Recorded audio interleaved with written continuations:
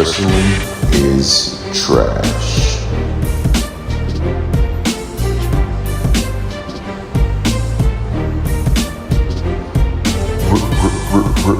Wrestling is trash.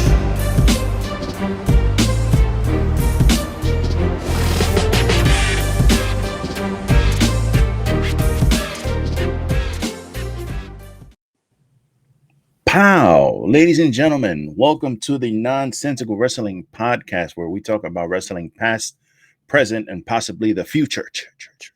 This is Wrestling is Trash, episode 150. It is episode 150. I'm Lou from the BX, host of the Everything Podcast, co-host of Wrestling is Trash, if you don't already know. And we are here with you on another Trash Tuesday to talk the wrestles. So now that you know who I am, I'm gonna pass the mic to the right or to my left, your right. We still haven't figured this out after 150 episodes. We'll get there eventually. What up, everyone? Nick Anicelli back for episode 150. Kind of crazy to think about 150. We've been going in for a while now on this show. So as always, as we say every week, thank you. But I don't know about you guys, but me personally, we just had a hell of a weekend.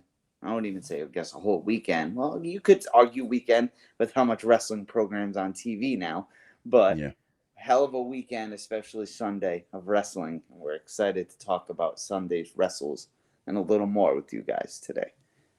Absolutely.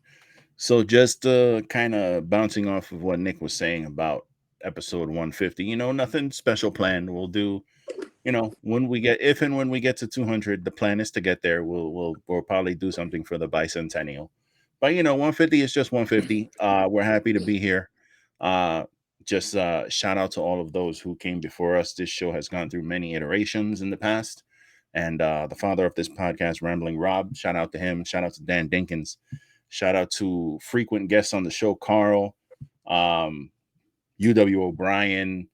I'm trying to think off the top of my head. People Big had on Mike. the show. Top Rope Squishy, Mike, Dreamcast King. Man, everybody who's helped out, everyone who's come by and had a good time with us, because we always have a good time talking wrestling. So just thank you to everyone. Thank you again. We just really appreciate you guys. So hopefully here's to another 150 from the Yeti, the red Yeti cup. Here's to 150. Here's to another 150. Ba-bing.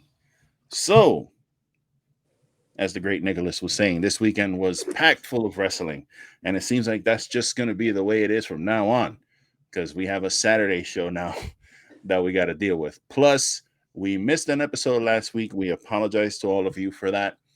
That was kind of mostly my fault, because I actually had an episode in the can, but last weekend was kind of crazy here, and I didn't get a chance to actually sit down and record a show. Plus, honestly, doing the show alone sucks. Yeah, I did one time, and yeah, it's different.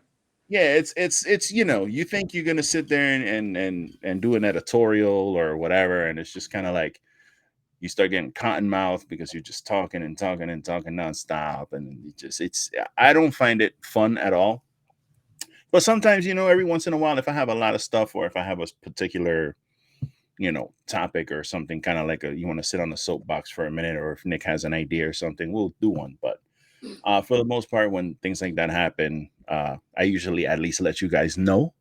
And I did not do that this week, so I apologize. I actually realized that not the last episode we did, but the one before, I didn't even post it on the Instagram page. Like, I didn't even do the Instagram post, which is so easy because I already have all the text and I have the picture. All I got to do is open Instagram, put the picture, paste the shit, and press send. And I didn't even do that. So, again, and with that being said, we still got 216 views or something like that on that video. Up there. You guys, bro, you guys are killing it. Absolutely killing it. We thank you so much. So, thank you. Thank you so much. So, guys, some news has been happening lately. We got a couple little things for you. One of the things that we did see a few days ago was there were apparently, according to the reports, several talents who were not happy with Vince's changes on SmackDown. Nick Khan and Triple H were also not happy with the outcome, and a big meeting had been scheduled later in the week to kind of address these issues. And that was, I think, what, early Monday Saturday. morning. Yeah, Like because I that think it meeting came was out supposed to happen Saturday. Monday. Because SmackDown like wasn't a bad episode. So one thing I've noticed is, and I don't know if I say I noticed this because I hear this stuff on Twitter before I watch it, but like you could definitely tell Friday was a fucking last second episode. Like you could just tell, like it felt rushed, like, or you know, you could just get that feeling. And then, yeah, I guess they were having a meeting. I don't know. I guess over the weekend or Monday or something. Because then if you look at Raw, there wasn't like too much shit we didn't see online, at least, of, oh, this changed last second, this changed. And it was a decent episode. We were saying that offline on the pre-show. It was a decent episode. We got to see NXT. But I don't know, man. I think this is eventually, you know what it's like? I'm trying to think. It'd be like this. And this is like the perfect example because it's actually true. And I know I would get aggravated. So I'll pretend I'm Triple H here. If I inherited a business from my father, and in the beginning, no one's around, it's just me, then my dad's sick of being retired, comes around, and he's going to probably throw in a thing or two, and me being like his son, I'm not going to say anything, or I'm just going to go with it, you know, hey, this was his business forever. But then you reach that break point where it's like, all right, motherfucker, like, this is mine now. And I think that's what Triple H and Nick Khan hit. Like, it's funny. It's funny. Whoa. Oh, you're good. No, it's funny because, you know, like over the years, what's the one thing we've heard about Vince McMahon? What's the one thing that he respects? Like when someone comes up to him and they go, listen, no, I don't know. This is what I want. Let's try this. If it doesn't work, whatever. But this is the idea. Let's go. That's been a constant over the decades. Like we've heard Stone Cold, Jericho said something to that similar extent. Kevin Owens, I think, had a situation like that. The Rock, where they were like, no, motherfucker, I want it like this. And it may not work, but let's at least try it. And he goes, all right, go make me money. He respects that. You know what I mean? So maybe Triple H is just being, I'm using this word, but I'm not calling him a pussy, but maybe he's just pussyfooting around, like trying to not step on toes, and kind of like, you know, it's a lot. You got Endeavor in the background and all these new owners, and you got a restructuring of the CFOs and all that shit. So no, there's a lot of people. And I don't know how it works internally. I don't know if there's people coming and going and, you know, showing up backstage. I don't know. So maybe he's just trying to be political, but maybe he needs to be like, listen, motherfucker, go home. I got this shit. What are you doing? Like, get the fuck out of here. The show's written. Why are you rewriting it? Like, maybe he needs to man up or something. I don't know, bro. But because Vince, when he did Pat McAfee's show last year, he literally said, like, I enjoy confrontation. Not like confrontation and, oh, let's fight, but I enjoy confrontation. And, like, I think the best example, now, granted, it's a lot easier for us to sit here and say this because they don't write our checks, right? So it's easier to be like, oh, well, this is what I would do. This is what I would do. But, like, the New Day, I think, the most recent, and AJ Styles, New Day and AJ Styles, they're the most recent best examples. Because look where the New Day finally said something to Vince. Now look at the New Day. You know what I mean? Yeah. They 2 out of 3 became world champions because of being in the New Day. And then look at AJ Styles. Like, he hasn't been WWE champion in a couple of years, but they gave him over a year title reign, and he's a Grand Slam champion. And it's like, yeah, because Vince McMahon said he needed a fucking bulldog, and AJ's like, "I motherfucker, like, I'll show you," and he did. Crazy because Vince didn't really know who AJ Styles was. I think we've said that before, but out. Yeah, that's insane. Because like, I saw this funny thing. It was it's a page like who makes like fun of like each company and little things like, but it was like Vince McMahon, and I was reading it in the beginning, and I was like, all right, it kind of makes sense, and it's like, word in WWE is Vince McMahon is very high on Will Ospreay and wants to bring him into I was going to ask you. I was going to ask you the company as a manager. Yeah. It's like, what the fuck? I was gonna ask you if you've heard of that account, Vince McMahon's Thoughts, and that's the Twitter account that tweeted that because I saw that shit earlier today. Yeah, is that the one where Because he it always says actually looked pal at the legit for a end? second. Yeah, It he looked always says legit. pal at the end. Yeah. And it has this picture. It has the mustache picture as the Yeah, default. and I was just like, bro, honestly, because it was a little paragraph, and like half of Yeah. it in the beginning seems like accurate. So it's like, Yeah, okay, like that's I the could thing. see why Vince McMahon would be high on a Will Ospreay and want to bring him in, and then as a manager, I was like, what the Yeah. fuck? It's funny because I see a lot of these Twitter accounts, and I have a bad habit of sometimes just not even reading the name anymore. I start reading the tweet. So I was reading that, and I was like, oh, of course they want Will Ospreay now, bro. Fuck yeah, of course. And then I'm like getting mad, which I don't even know why I'm getting mad because it would be great for him. But then as I kept reading, I was like, oh, wait, who the fuck is this? And I look and it's like Vince McMahon Thoughts. I'm like, okay.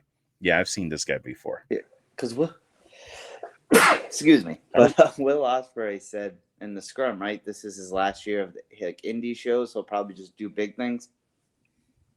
So, yeah, obviously we're gonna dive into that. I don't want to go, but yeah, I think Vince, man, like we preach this enough, but it's like,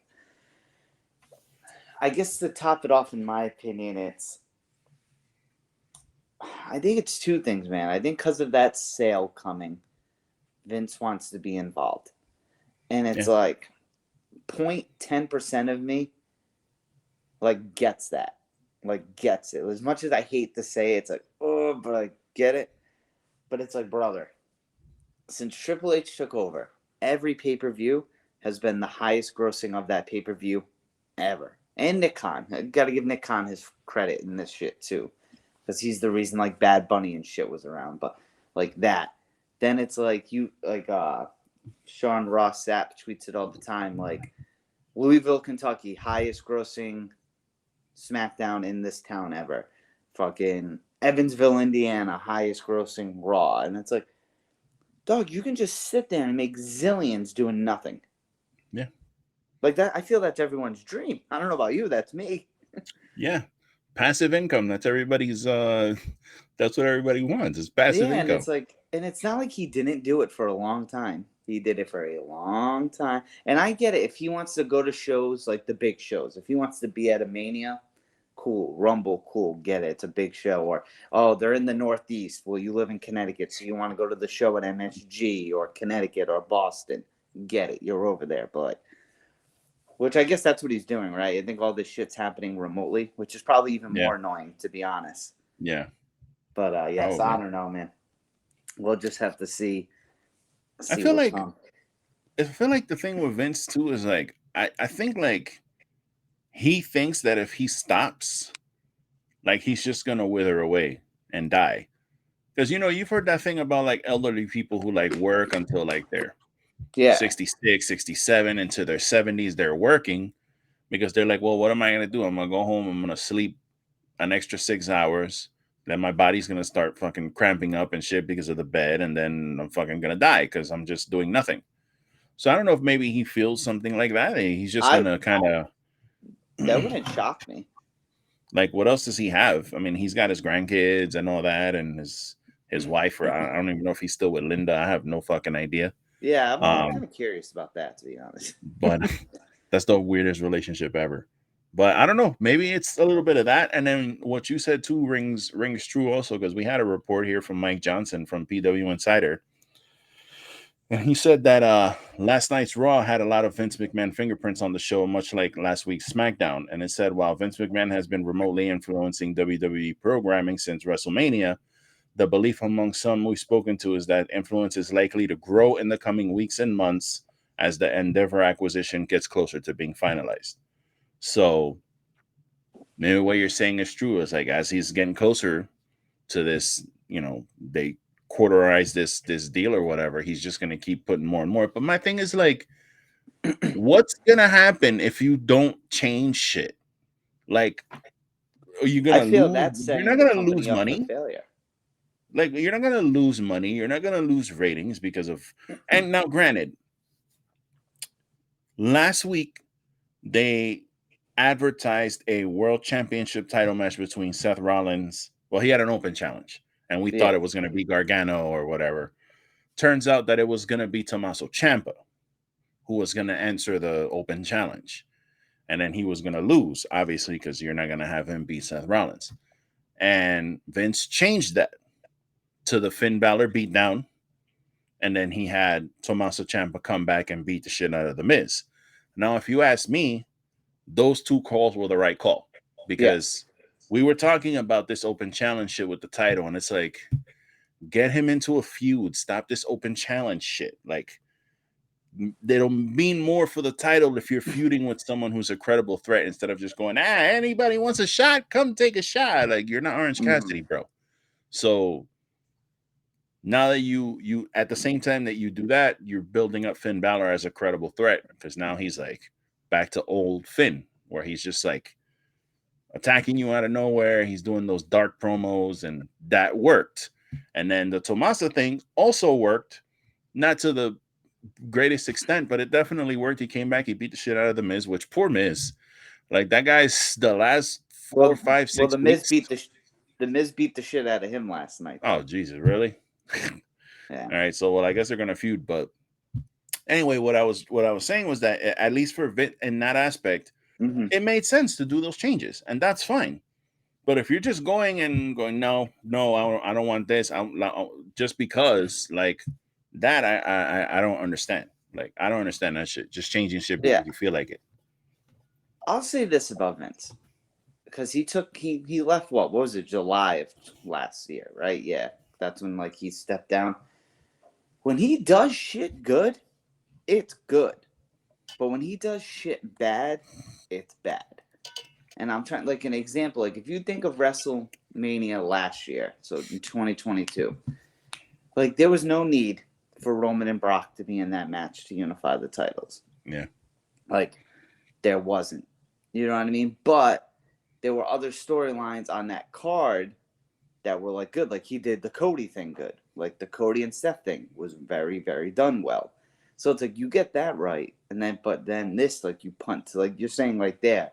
Like, because Triple H, I think, wanted Ciampa to come back and have, like, a good 20-minute match. Yeah. But he was going to lose. And, like, I get it. If you're going to lose to anyone, it's the world champion. But, like, hey, man, especially if we're about to start seeing these apparent reports. I don't know if it's fan-generated more, but how we might get DIY and versus the Sammy and KO. Like, that's not how this should be going. So, I don't know. I think my man's just gotta call it. But, like you said, though, like, he made the right call there. I guess, because that was another thing I read, that they're very high on Judgment Day, like very, very high right now on Judgment, which, if you really think about it, I think Seth's going to win, and we'll dive into that at some point, but I think Finn has looked good in this. He's looked like the competitor. Damien's obviously in the Money in the Bank, did the good show with Bad Bunny. Yeah, they're high on Judgment Day. How about you stop beating Damian Priest? Stop beating this guy.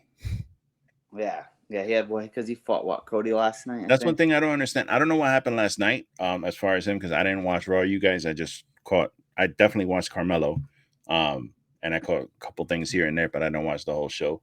But yeah, Damien got beat in that tag team match. He took the pinfall. It's like, you didn't need to have him do that.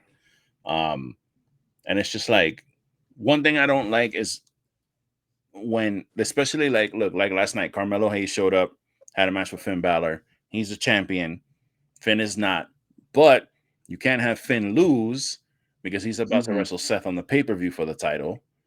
But then you're going to beat your NXT champion, and he's got a title match tonight against what's his Baron name? Corbin. Yeah, Baron fucking Corbin. And he's got to wrestle Baron Corbin, the great, unpowerful Baron Corbin tonight. Have you seen what he's been wrestling in? I saw him wrestling in like boxer shorts last week or something. I think he's just trying to figure shit out, to be honest. What the fuck is going on with this guy? It's better than the Happy Corbin gear, I'll say that. But I don't get it. But again, I just don't like that thing where you beat your champion and then he's I don't know. That's just a little nitpicky thing with me. But supposedly the show was good last night and it did have changes. So I don't know. I'm for changes if they make sense, but just don't be fucking getting the script and changing shit because you feel like it. Like, that just, I don't Mm. know. I don't think every show needs to have a change.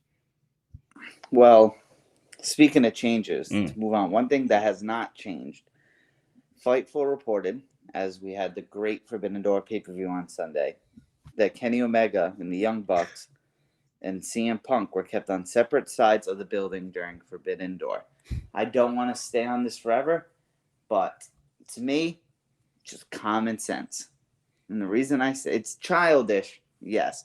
And the fact that it is even being reported is like whatever, but that's realistically the first time these, 4 or 5 people were in the same building.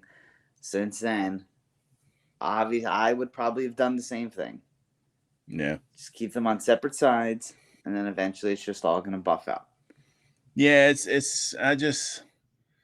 I understand that. Like, I get, especially with Forbidden Door, because you got New Japan talent there, you got New Japan officials there and owners. You don't want to you have to be very careful about like respect and all these other things with the different culture and shit. So I get that. You don't want to have any people fighting back there or people punching each other or super kicking each other or whatever, for real. But that shit's so fucking corny. Like, this shit's corny, bro. Like, you guys are all grown, bro. You're running a business. You're at a pay-per-view. Like, well, did you? Because just we didn't get to talk about it. We didn't get to talk about it, but did you see how like Brian Alvarez and Dave Meltzer like made it a big deal that Punk was at Dynamite? Yeah. And then Meltzer said like the thing, like there was one talent, I guess, one top star that was not happy or whatever. That Punk was at Dynamite, and like we were saying offline, this is just our thoughts on Dave Meltzer. I don't think you guys will really care, but he is definitely pro Bucks, like Omega, like you know what I mean? Because they made it seem like Punk's in the building, like if he's like a fucking, you know what I mean? Like if he's gonna come in there and actually start kicking heads in or something. Like, yo, it was Dynamite in Chicago. If I was Tony Khan and this dude just returned, I don't care. Because if there's one thing you can guarantee in life, AEW Dynamite could be in Chicago every week of the year, and CM Punk would still get a massive pop each time. Yeah. So I would have done the same thing, too. Yeah. You know, I thought it was funny. He's like, I'm a Collision guy. I shouldn't be here. Yeah, I shouldn't even be here. But one thing I found funny, and I forgot the Twitter account that tweeted this, but it was like, I read it and I was like, damn, you know what? That's facts, bro. Is that it was a picture of CM Punk and it was a picture of the Elite, Kenny Omega and the Bucks. And the picture said, the one on top, which was CM Punk, the one on top showed up to a hostile environment with a smile on his face and embraced the booing. And the ones on the bottom couldn't even show up to the event live because they didn't want to get booed. And it was like a picture of CM Punk and it was a picture of the Elite on the bottom, basically saying, look at CM Punk. He showed up at Toronto and he got a match. He got a match on the pay-per-view and he had a great match, which we'll get into later. And he took the boos in and he smiled and he played off the crowd and he did his whole thing. Not even in a heelish nature. It was just like, I'm taking it and I'm here. As much as people don't want to hear this, we're pro Punk, mind you. Yeah. I'd like to think we are. He's a professional. Yeah. Yes, he has his moments where he can be a little punkish, I guess you would say, but you know, I don't know. They just need to. This isn't gonna drop. That's the thing. Like the next time they should realistically all be in the same building is All In, and something's gonna get reported at All In. Like, CM Punk and the Bucks were at separate hotels. It's like, who gives a fuck? Yeah, who gives a fuck? Like, who cares, bro? And that's what pissed me off because I think we said this before. Like, it was the day of Forbidden Door, and that's what was being recorded. Yeah, for real. And it's either people are reaching for stories, or people just don't want this to get buried. Yeah. You know, yeah, that's all I really had to say on that. I just figured I wanted to throw that in there, not to report it or speculate until I just had to say, like, all right, now this is just getting obnoxious. Then what we got next here in the news. So I guess Lou and we talked about this off air. So just listening to what we say before we go into this. So Toni Storm on Sunday defended the AEW title against Willow. They had a good match. She retained. The Outcasts were involved. The whole thing. We're going to dive into that part. But as Toni was walking up the stage, she called her a cow. And then the tweet said, "Let's hear them defend this." Now, I'll give my piece first. So if I'm the heel here. But one, I'll let Lou speculate on the one side of the word cow because he did the research, found this. So, Yeah. But, and I don't like saying this, and it might be easier to say this because, I'm not whatever, bigger or whatever, so people who might be like, oh, blah, blah, but when you, and one, as we said off air, I don't even think Willow's like that big. Like, she's really not. And it's delicious to me. I mean, but it's like, that's just like delicious. in wrestling in general, if you have, I can't think of the right word that I want to say, but if you have something the heel, especially the heel, can use to their advantage, like they're going to. Like, do we not remember in 2015 when Alexa Bliss, who in that situation was worse and no one made it a big deal because every year it gets worse, but right. Alexa Bliss was fighting Nia Jax. One girl, Alexa Bliss, who is the heel, who we can all agree is a smaller human than Toni Storm, and Nia Jax, who's definitely bigger than Willow. And what do you think they hit on the storyline? Yep. They dove into that. Now Nia knew about it because I remember they talked about it on Total Divas. And they're like best friends, the two of them. Yeah, exactly. But it's like it was there, like, you know what I mean? But like people are just making a big deal, and like it doesn't need to be. But then now you add your piece, like when you looked it up with the. Yeah, it's like, and even back in the day, we were talking about it earlier. Mickey James, when Layla L and I think it was Lay Cool, it was Michelle McCool and Layla L were a team. And they were picking on Mickey James. They were calling her Piggy James. Like, that's literally what they were calling her. And it's like, I'm sure there was outrage back then, but it's like, guys, you have to. So again, we instituted the 10 trash commandments. I think I've come up with the next one. The next one is stop being marks. Okay? Stop being marks. Do you understand that Toni Storm? Did you even watch the scrum? Have you been watching any of the AEW television? Have you been seeing Toni Storm, what she's been doing? She is a heel. Willow Nightingale could not be more of a babyface character. Like, she's the biggest baby. I besides Cody, I can't think of a bigger babyface in wrestling right now than Willow Nightingale. I really can't. Because everyone else is like tweener. So this is what heels do. They go after shit. And now again, granted, a lot of Americans hear the word cow and you're immediately going to associate it with like, oh, she's calling her fat. But you have to understand that Toni Storm is British. And in Britain, when they call someone a cow, I literally looked it up. It's the definition is a woman who is stupid or annoying. So that's the meaning for her in Toni Storm's mind. You know what I mean? So, and again, they probably went backstage and they hugged and they had fucking pastries and fucking hung out and whatever. Because not that everyone back there are friends, but I think most of these women get along pretty well. So you guys are all getting all bent out of shape on Twitter and you're angry and you're doing all these tweets and all this shit. And it's like, y'all don't understand like how wrestling works. Like, how long have you been watching wrestling? There's good guys and bad guys. Bad guys say fucked up shit. That's what it is. So like, that's life. Yeah, really. So can we just like, I'm going to write this shit in here. There you go. Stop being marks. Stop being marks. Rule number 3. Fuck. It's annoying, bro. It's so annoying. And literally, I responded to this guy, which, by the way, his name is Wrestling Rob. No relation to the father of this podcast. And I responded to this guy. He did not respond to me, but someone else responded to him and said the same thing that I said, which is, you're soft. And the guy responded to him, "That's not what your mom said." Oh, what a fucking response, you fucking jackass. It was like, you guys, I don't know. Stop being I'll say this. This might be a hot take, so I apologize. But I sometimes feel wrestling fans reach for shit. engagement, and that's part of it too. Is like you get engagement by doing shit like that.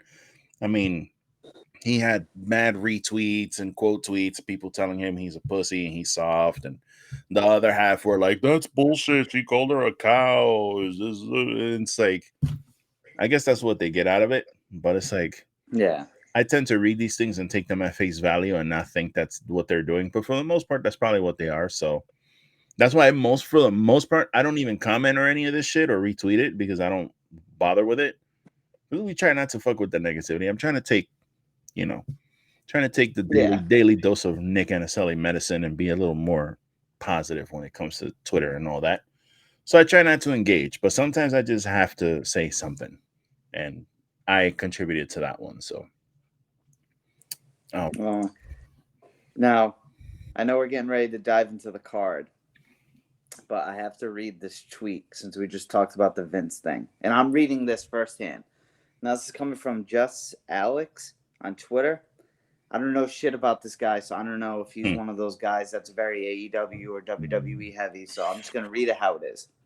But it says, Fightful Select just dropped a big report about Vince McMahon making changes to weekly WWE shows. Oh, shit. There's been an effort internally to, and he put in parentheses, Vince proof both Raw and SmackDown by purposely advertising matches 2 to 3 weeks ahead of time, which I'm actually been a fan of. That doesn't matter, bro. But, yeah. The logic is Vince McMahon generally likes to make good on the advertised matches. Bullshit! And if more matches and segments are advertised in advance, he is less likely to change it. Really? Then there was a ton of frustration, and then the kid just put his take on it. Nah, that's bullshit. Because it's true. Well, because I'll read his take because it's true. Anything to curb Vince McMahon from ruining the shows is worth a shot. I agree.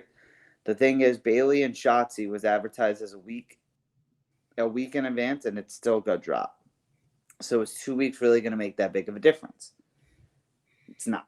No. But I guess you got to start somewhere. So I see. I mean, that's a way to try. Exactly. You can try, but I've literally gotten emails from, because I'm, obviously I've bought shirts on the shop, so I signed up for fucking stupid emails. Yeah, you get the emails. And I'll get the email that says Raw tonight.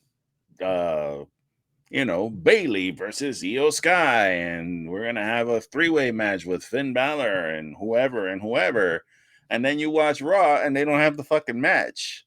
So I'm like, wait, what the fuck? This email had like pictures of people versus whatever, and you're not even having the match because they got changed or canceled or whatever, and not even for a good reason, just because we're not gonna do it.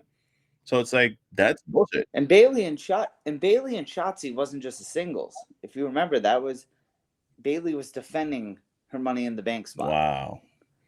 And I saw a tweet from Bayley too that she tagged Shotzi or something, and she was like, "She's like, I'm safe." I'm sorry I couldn't beat your ass this week or something like that. And I read that and I was like, I didn't really understand it.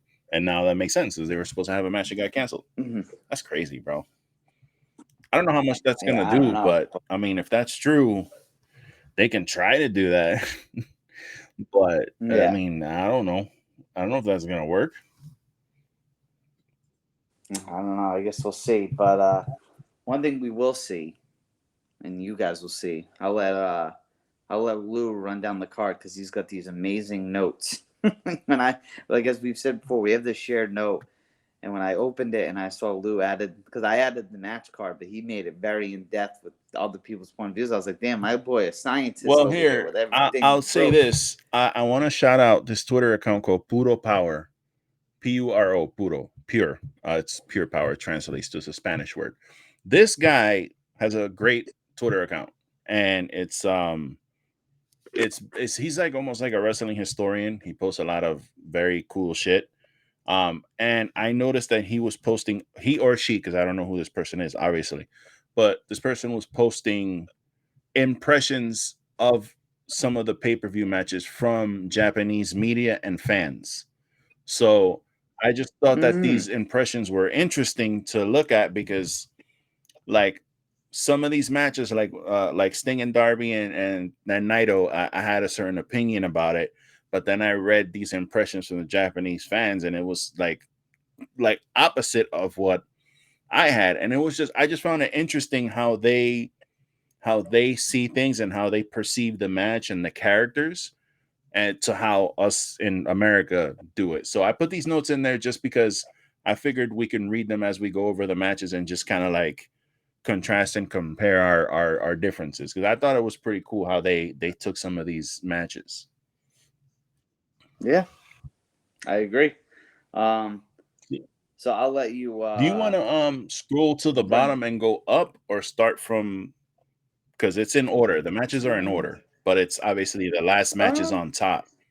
So I'm not sure if you want to. I say we start actually with what you have from the main event down, because like the main event and the co-main event, one of them are the two matches I imagine we're going to speak on the most.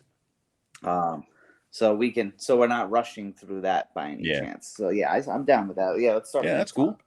Well, the top. Yeah, so obviously the main event of the show was Bryan Danielson versus Kazuchika Okada.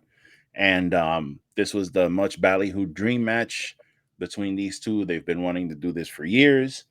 I imagine this is not going to be the last time we see this match. So I enjoyed the match, but I will say this. At this point in the pay-per-view, I was like this in my chair. Get me out of here, because I went to the theater, and this was a long show.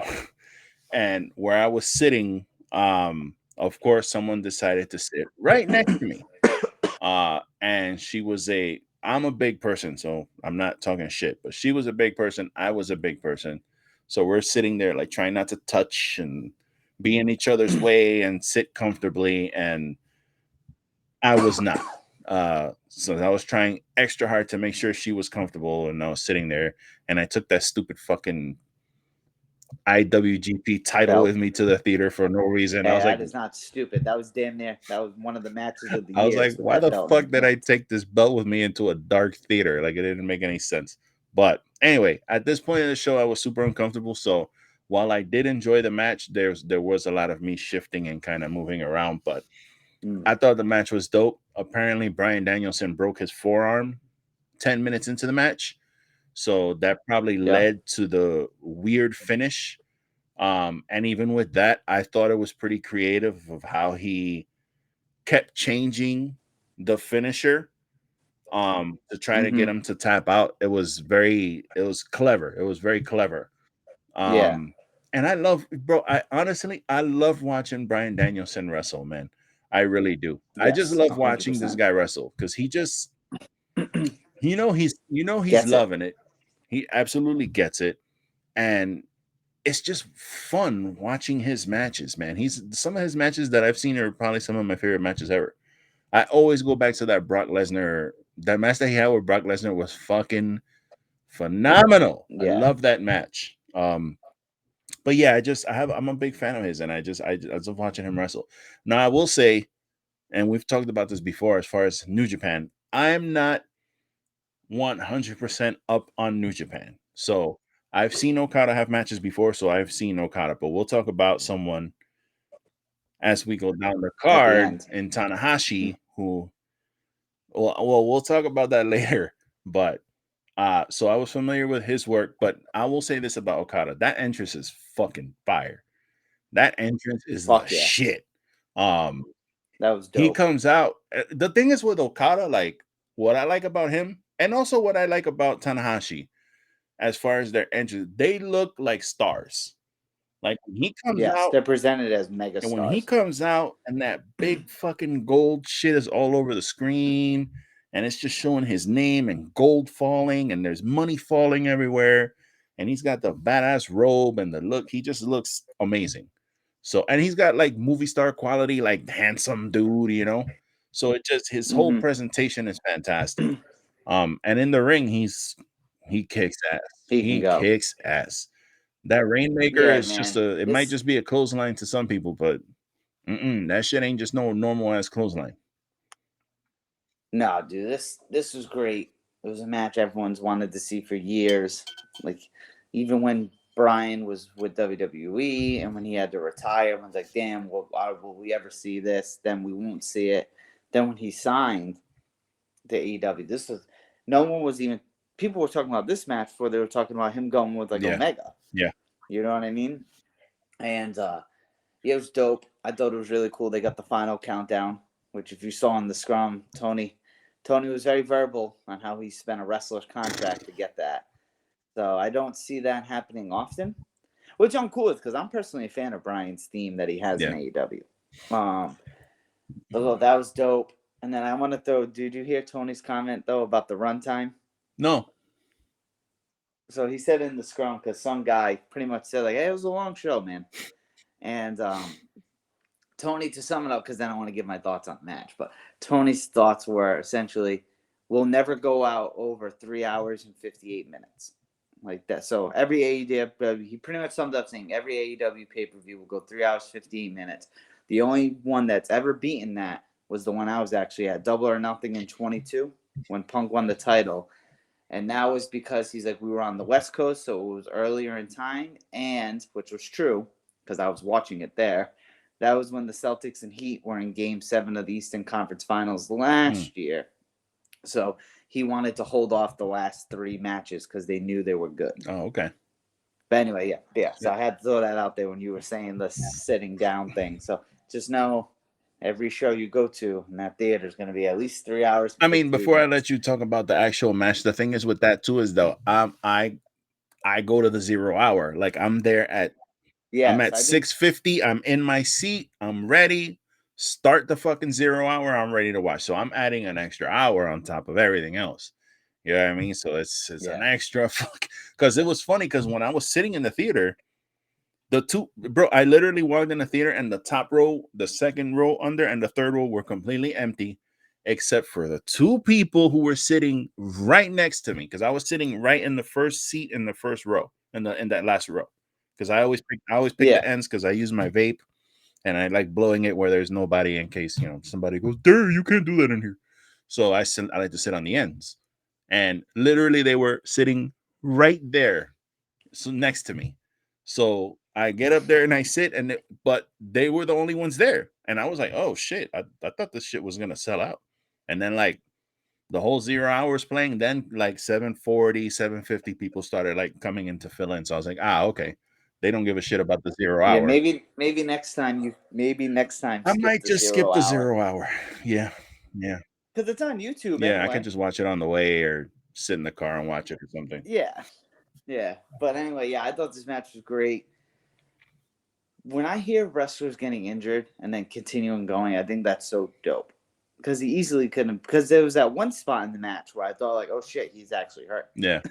And Okada was like, nah, bitch, get out the way. Yeah. But, and then, fun fact, Brian's the first person to tap out Okada since 2015, and it was Shinsuke Nakamura. Damn. Yeah, that's bugged out. Yeah, I thought this was good. I'm a little biased on the third to last match. When we get there, I thought that should have main evented just because of what it did earlier this year. And as we said, like I'm New Japan fan. I'm not like an MJF. I don't call it an indie.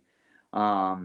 But like I prefer watching a Will Ospreay, Kenny Omega over an Okada Danielson match. But I definitely think this had every right to main event too, though. You know what I mean? Just dream match, the years in the making. I liked it more for Brian too. I honestly feel, besides Brian fighting for the title, I think this might be a hot take. I think this match was more important in AEW than Brian when he fought Omega that first time. Wow.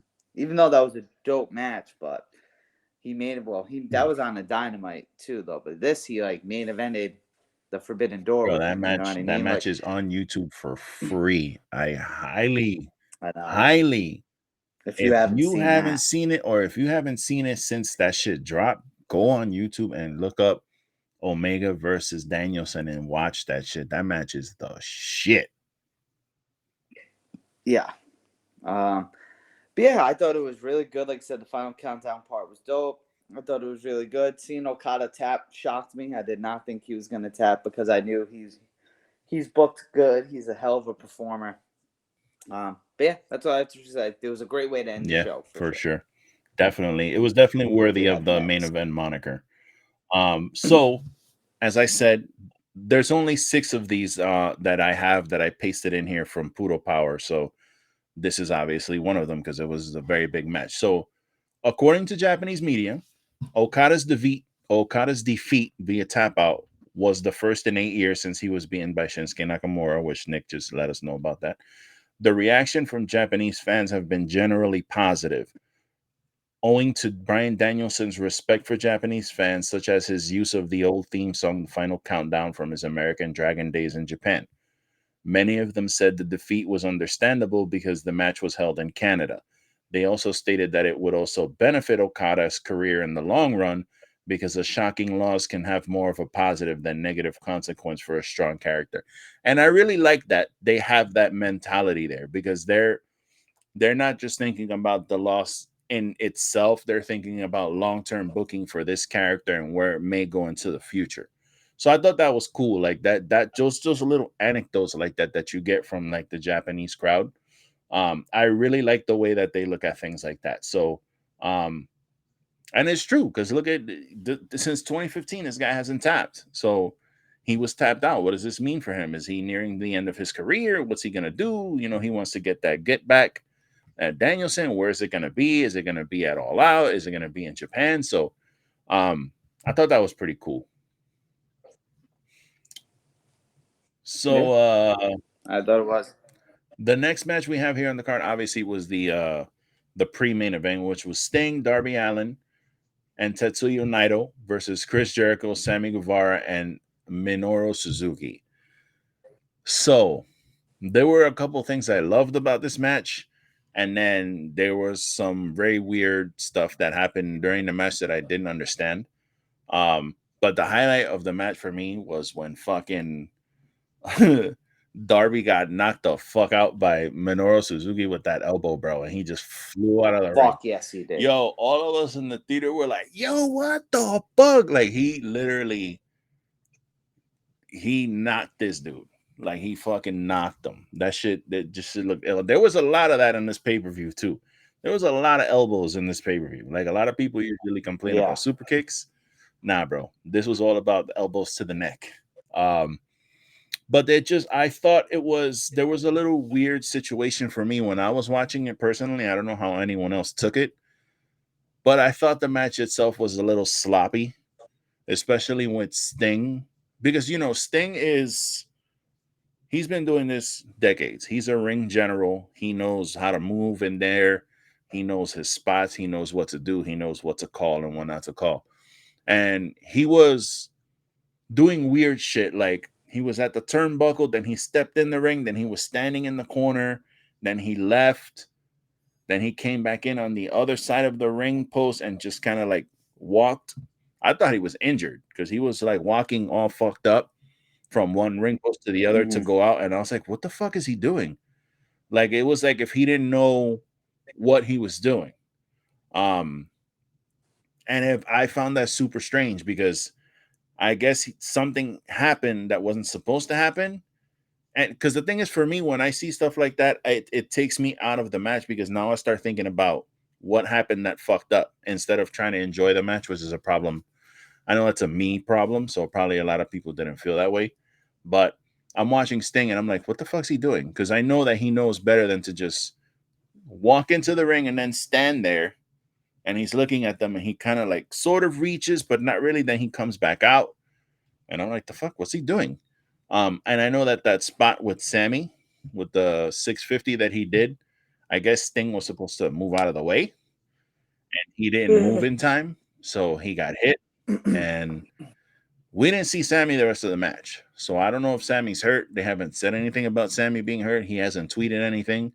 His vlog usually drops on Tuesdays. I haven't seen the vlog come out. So I don't know what's going on with that. But I'm not gonna say I didn't enjoy this match, but I feel like this was definitely the weakest match on the card for me personally, because I was just very distracted by what was happening in the ring. Yeah, same that. And honestly, this match just was any match I felt you put in this spot was bad because you just followed a potential match of the year and another what people were thinking. I don't think it will be, but a dream match in the making. So to go, we just watched this banger. All right, now let's get to the next one. That's how I honestly felt personally. So I really don't have much to say. It was good. You know what I mean? I still respect the fuck out of Sting and them for going. Eventually, you got to hang it up. But yeah, I'm ready. Did you see the? Did you happen to see any of the scrum? Yeah, I watched. Oh, okay. So you saw when Jericho came out during Sting and Darby's interview. Yeah, to lead to the match this week. He fucking baseball bat that water bottle and hit that reporter right in the face. That shit was fucking funny. That got a pop out of me. Yeah. So again, I think that these guys were put in a dubious position because you're following up the next match, which we're going to talk about in a second. And how the fuck do you follow a match like that? And I understand that why they put them there, because this was kind of like it was almost like mouthwash for the main event. You know what I mean? It's to get down from that high of what you just saw. And then you're going to watch this match. You're going to enjoy this. And now it's time for the main event. So I get why it was in there, but I just think some things happened in the match that weren't supposed to happen. So there was a little bit of a mix up in the execution of it. But again, according to the Japanese media, the 6-man tag match featuring Jericho, Sting, Naito, and Minoru Suzuki was well received by Japanese fans. They stated that it was great that AEW acknowledged Jericho and Naito's previous feud in New Japan. Japanese fans were thrilled to relive a classic feud while also seeing a great legend like Sting in action. Some fans stated that seeing Naito and Sting team up together gave them goosebumps. Many of them claim that if New Japan is able to book these type of matches in the next Wrestle Kingdom match, they will definitely buy a ticket. So you see like the dichotomy and the differences of like they love Sting to the max. He can do no wrong. So, and I know that they love those big over the top characters. So they just love this match. That'd be dope to see Sting at like a Wrestle Kingdom one more time. Hell yeah, bro. That'd be dope as shit. I'd love that. I'd love to see Sting in New Japan or Wrestle Kingdom next year. But yeah, that's all right. That's the thing. So we'll go ahead and get into this match of the night here. The next match we're going to talk about is the Will Ospreay Kenny Omega match. I saw a lot of people shocked, and in the theater there were definitely some people very shocked that Kenny Omega lost this match. But I was like, did you guys not see the previous match where Kenny won? So what do you think? Kenny's going to win 2 in a row? No, of course not. You got to lose one and then you have the trilogy. So, of course, Kenny lost. I want them to run this back at all. Oh, man. So yeah, for sure. 100%. 100,000%. The only thing is, who do you have win? I would go with Ospreay. Who will? Yeah.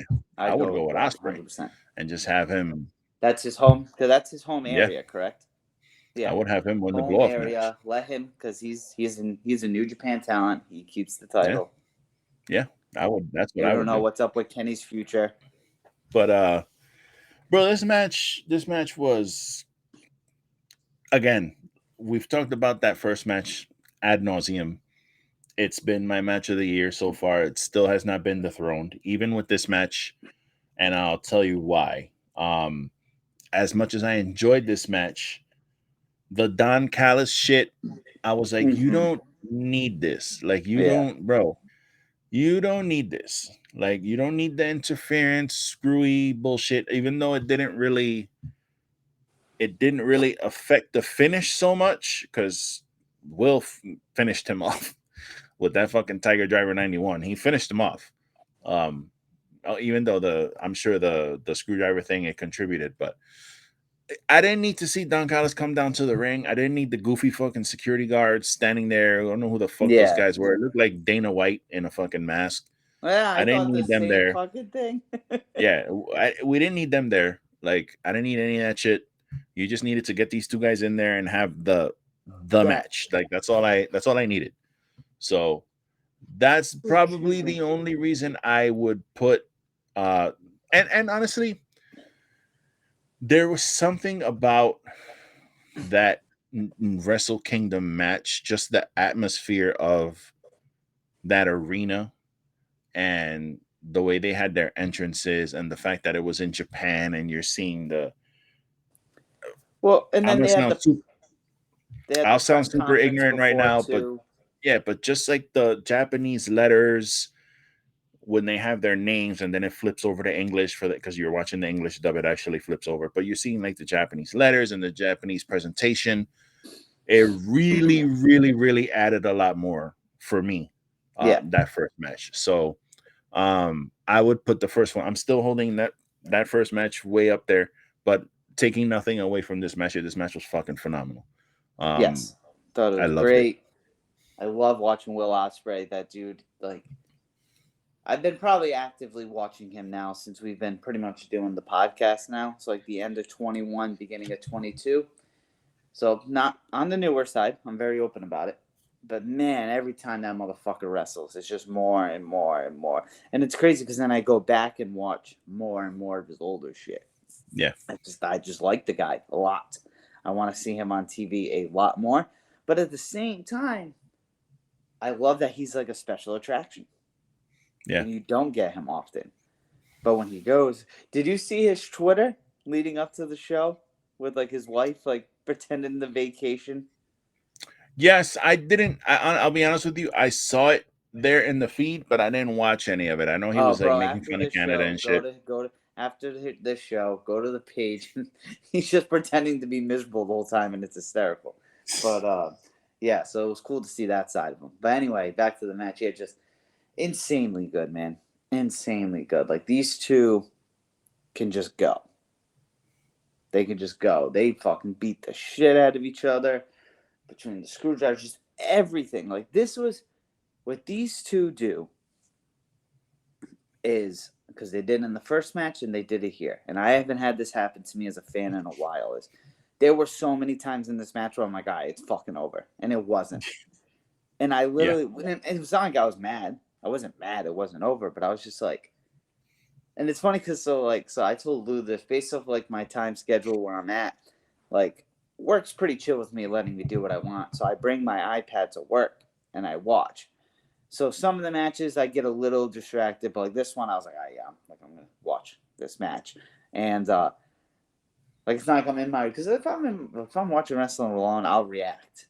But I can't really be reacting like that at work. Yeah. And I'm just sitting there like this motherfucker won't lose. Like I'm thinking to myself and everything. And yeah, it was nuts. It was nuts. Because like, and to bring like the work part back, not that I didn't really have a crazy amount to do on Monday morning for me anyway. But sometimes I'm like, all right, I've been watching this match for 10 minutes. Let me check like my email quick and come like right back. Like this one was like, nope, 40 minutes. Just staring at the screen. Like, yeah, dude. Very much very, very, very much enjoyed this match. I could do a whole episode on the match in this series, which we probably could do, honestly, if they have the trilogy. Yeah, no, I don't want to go on too much of a tangent, so I'll leave it at that. Yeah, it was the theater experience for this was crazy. Every near fall was just all of us screaming and throwing fucking popcorn. And those poor people who had to clean everything up, I feel bad for because I saw popcorn flying and I was gonna buy streamers, but I didn't want to fucking. I did that once and it was fun, but I didn't want to continue to make a mess or whatever. But yeah, just I can't say any more about this match. So as far as the Japanese fans say, they reacted favorably to the Omega versus Ospreay match. The majority of them believe that this match should have been the main event. They pointed out that Omega earned his best bout machine moniker for reasons, and they had hoped that AEW learned from their mistakes and made their third encounter the main event at Wembley Stadium. Some fans stated that the match emotionally moved them and reminded them of why they love professional wrestling. Most of them agreed that this match was better than their first match in January, which took place at the Tokyo Dome. Japanese fans claim that Omega and Ospreay gear up and fire up whenever they face each other, making each other the best version of themselves. Some of them compared their rivalry to AJPW's original 4 Pillars of Heaven. Some fans even claim that Omega and Ospreay have already surpassed the Pillars in terms of match quality. Most of the Japanese fans expressed how much they miss Kenny Omega and would love to see him in Japan again before he retires. So, can't say too much more than that. That's a fucking rousing success. So, It was. yeah, man. The match we have after that was Toni Storm defeating Willow Nightingale to retain her AEW Women's Championship. I enjoyed this match, but my problem is like, why the fuck when these women come down to the ring is the referee not immediately throwing them out of the fucking, like, get out? You know that they're gonna try to interfere, so throw those bitches out and let them have a freaking, let these 2 women have their match. Like, it's distracting having these girls down there, bro. But they had a good hard-hitting match for me. I know obviously the only problem I had with this match was that the outcome was really never in doubt. Like, they weren't gonna do a title change. They That's both the have a thing with the title. song. That's the thing with these shows. But it's Yeah. like you can suspend that at the same time. Yeah, that's why it was cool to have the main events. Well, I say main events because obviously those 2 matches were the thing. But and even though the Ospreay and Omega match was for the IWGP US title, it was cool that the main event was like a non-title match. It was just for like, yo, this is the dream match we were wanting to see. Have at it.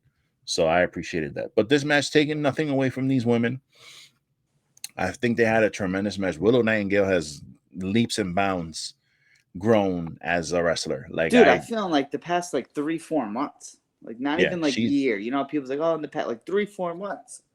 Yeah, she's awesome. I love her. Again, her whole presentation is great. She's just a fantastic baby face. I never want to see this woman be a heel ever. I don't ever want to see it. No one make her be a heel because that would really suck. Just her presentation, her entrance, and the way she carries herself is fantastic. The way she wrestles, I love when she hulks up and shit, and she puts the straps down and she starts hulking up. The pounce thing is fucking great. She's awesome. And again, Toni Storm, I'm very happy for Toni Storm being able to go on an actual run, like actually have her AEW Women's Championship run, not interim, not any of that bullshit. No, she's getting her proper run, and I like to see that too. So, and I've always loved heel Toni Storm, so it works better. Yeah, she's better as a heel. But yeah, I don't have much to add either. You kind of hit it all right there. Great match. You know, good to see them get the spotlight. They went in, so thought it was good. Yeah, it was dope. I definitely want to rewatch a lot of this show. I just wish there was an easy way to do it, but you know, we have our ways. So I just had to find time to sit down and spend another 3 hours watching this show. But the next match we have here was the Elite and Eddie Kingston with Tomohiro Ishii defeating the Blackpool Combat Club, Konosuke Takeshita, and Shota Umino. The first thing I want to say about this match is I love Moxley's New Japan music. That shit is, that theme was hard. When they all came out with that heelish ass theme, they just seemed like a bunch of bad guys, especially Takeshita with his fucking black jacket. You know, that's Mox's theme in New Japan, I believe. Yeah, that's his New Japan theme. I was gonna say, I love that they came out with that, because it's kind of weird that he comes out to Wild Thing and he's like a good guy. Like, it's a little weird. So I don't know if he's going to continue with this. I don't know if it was just for the show, but I wouldn't mind hearing it from now on because it works. And the match itself was, look, Eddie Kingston in a match, I'm already gonna love the match. So I like the weird dynamic that he had with the Elite and how he was like trying to like get Moxley to come to his senses, and he even at one point saves him during the match. I just, at the end, Eddie's weird. Eddie's like, sometimes you can't even tell like if he's acting or he's being for real or what's happening with him. Like, it's very hard to tell when Eddie Kingston is like kayfabe or like this shit's for real or whatever, because he's like arguing with the lead at the end. And he's like, fuck you guys, and he storms off through like the little side. He doesn't even go up the ramp with them. He goes off like the side. He storms off like a little fucking angry kid. And it's like, I love that shit. I love fucking Eddie. But yeah, this match had a Ishii, bro, talking about the elbows that we were saying this show had elbows. Listen, I thought Ishii was dead. Like, I thought he killed him.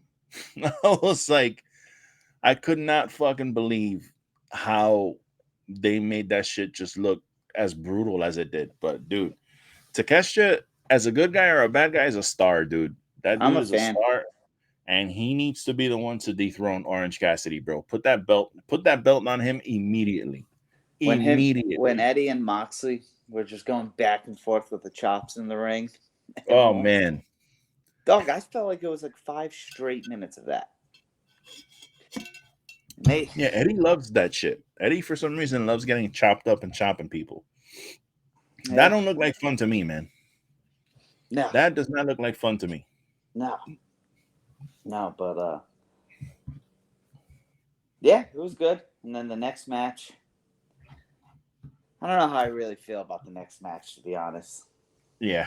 I think this match was all about the ending. The turn. Yeah. The angle at the end. But I will say this. I don't know anything about Sonata. And I thought that he looks the part. I generally wasn't too, and I hate to say this, but I didn't really see anything that he did that I was like, whoa, what the fuck? Like, you know what I mean? Like, I wasn't like blown away by anything that he did to where I feel like he's, you know, like, okay, that's the champion right there. Like, this is not the one to fuck with. Like, this dude's champion. Like, I didn't get really anything like that. Why do you think he didn't face MJF? Do you think it's just because they didn't want either champion to lose? Maybe. Probably. That's probably it. They're not gonna have they're not gonna have their champion losing a match. And then obviously MJF's not losing. Yeah, so you can't. There's no way. I'll say, man, I'm not the biggest fan of Jungle Boy. He's, you know, he can go. But I just don't care. I don't like. The thing is too. Now that he's turned heel, I think this is gonna be the best thing. Get rid of the fucking goofy boots and the little jungle straps and the green tights. Get rid of all that shit. Start coming out in suits. Get decent ring gear. Get rid of that fucking song and be a heel. You know, like, I think this is gonna be the best thing for him as far as character growth, because this whole thing where you look at him like a little kid. He comes out with that fucking, you're like, hey, it's Jungle Boy, you know, like Jungle Boy. You know what I mean? Like, you see him and he just looks like a kid. And you can't, like, he can go in the ring. It's not like he does anything in the ring that I don't think is good. I've seen him have great matches. But I just like, it's that kid Jungle Boy. Hey, little guy, you know, like, he's not going to fucking really beat anybody. Like, I don't see it like that. You know what I mean? So maybe this heel thing will be the best thing. I'm hoping, because I like him as a person. I think he's a cool dude. What he should do is get his girlfriend out of Jericho Appreciation Society and take her and start doing stuff with her. That would be dope. Play up that heel Hollywood persona, because she's super hot. And he can just start coming out in his suit and be Hollywood and have his hot Hollywood girlfriend and start being a dick. Like, and people are gonna be like people are gonna hate him for that. Yeah, I wouldn't even be too mad if he, like, him and Christian and Luchasaurus kind of like got back together in a way. Yeah, they don't have to be a trio, but, you know, I wouldn't mind them interacting as far as like heels go. Like, I wouldn't mind that either. So, but we'll see. You know, him and Hook, now they're gonna go at it. I guess he's gonna get Hook his first loss, which that would be pretty big. You know, that's a big thing. I'm not a big fan of them going after the FTW title, because that title doesn't mean shit. It's not sanctioned. It's just it's like a prop. Like, that's like when motherfuckers come to the shows with belts. Like, it's the same thing. Yeah. So it's like the same shit. He's just walking around with a toy. But again, going back to the actual match, as far as the Japanese fans are concerned, Sonata versus Jungle Jack Perry match received some criticism from Japanese fans.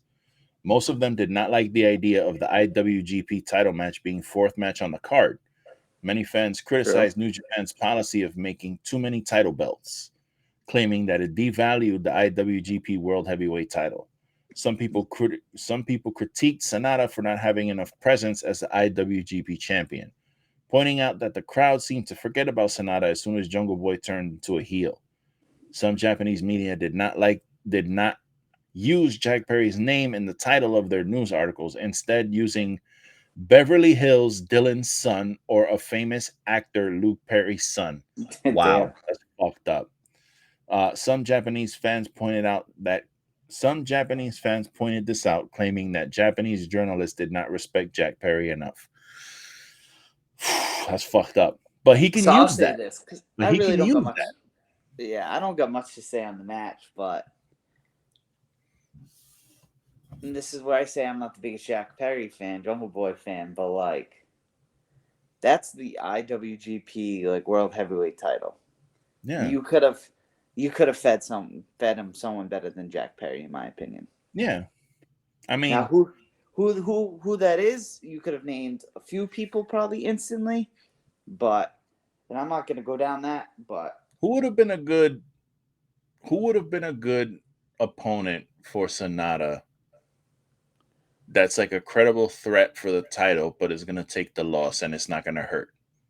I would have said Hangman, but I get it, the whole elite bullshit. Yeah, he's busy. Like he was busy in his match. I was going to say Eddie Kingston, but he's involved in this other thing. So, but the other thing didn't really need him. Yeah, that's yeah. The thing. I mean, I think that's going somewhere though.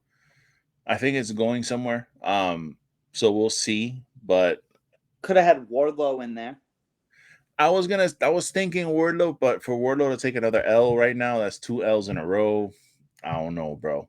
I don't know. That dude needs redeeming.